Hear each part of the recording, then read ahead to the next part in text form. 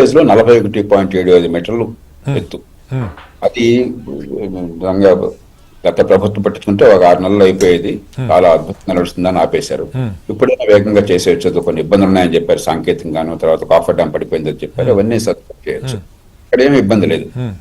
మళ్ళీ ఏమవుతుందంటే గ్రావిటీ ద్వారా పోలవరం వల్ల వచ్చే ఫలితాలు వస్తాయి. ఉదాహరణ కృష్ణా డెల్టాకి నీళ్లు మళ్లించాలంటే ఇప్పుడు లిఫ్ట్ చేస్తున్నారు ఎస్ఎంఆ గారు, అదేం అక్కర్లేదు. కానీ నీళ్లు నిల్వ ఉంచాలని చెప్పంటే పోలవరం ఎందుకోసం మనం చెప్పేది, నీళ్లు నిల్వలేకపోయినట్టయితే వర్షాకాలంలో మనకు నీళ్లు సరిపోతాయి.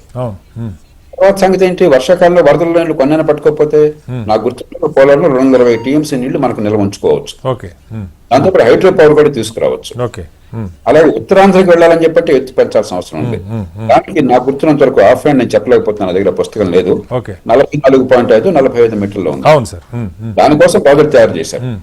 ఇప్పుడు బహుశా ఏమవుతుందంటే మొదటి దశ ఎలాగో వాళ్ళు ఖర్చు పెట్టాలి, ఇంకా పెద్ద ఎక్కువ లేదు, కొద్ది ఖర్చే ఉన్నది.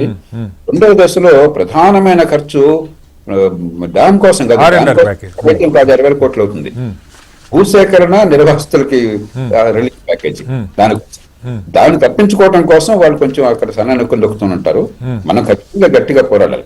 ప్రాజెక్టు అంటే పూర్తిగా నిర్మాణము ఇంక్లూడింగ్ R&R, భూసేకరణ R&R. అంతేగాని మీకు ఇష్టమైంది చేసి డ్యామ్ కట్టుకోవడం మేము కట్టుకుంటాం కావాలంటే. డ్యామ్ ఎత్తితే ఇప్పుడు స్టోరేజ్ లేకుండా డ్యామ్ ఎత్తి పెంచితే ఉపయోగం ఉంది, డబ్బులు ఇవ్వడం కోసమా? డ్యామ్ ఎత్తి పెంచేది స్టోరేజ్ కోసం. స్టోరేజ్ లేకుండా డ్యామ్ ఎత్తి కట్టడం హాస్యాస్పదం అనమాట. దాంతో పాటుగా సార్ కొత్త రంగాలు, ఇప్పుడు ఆర్టిఫిషియల్ ఇంటెలిజెన్స్, అలాగే మనకి రోబోటిక్స్ కానీ బయోటెక్నాలజీ కానీ, ఇవి బాగా ఎమర్జింగ్ సెక్టర్స్ అని చెప్పి నిన్న ఎకనామిక్ సర్వేలో కానీ బడ్జెట్లో కూడా ప్రస్తావించారు. కానీ వాటికి అలాగే డేటా సైన్సెస్ ఈ మధ్యకాలంలో మనం చూస్తున్న చాలా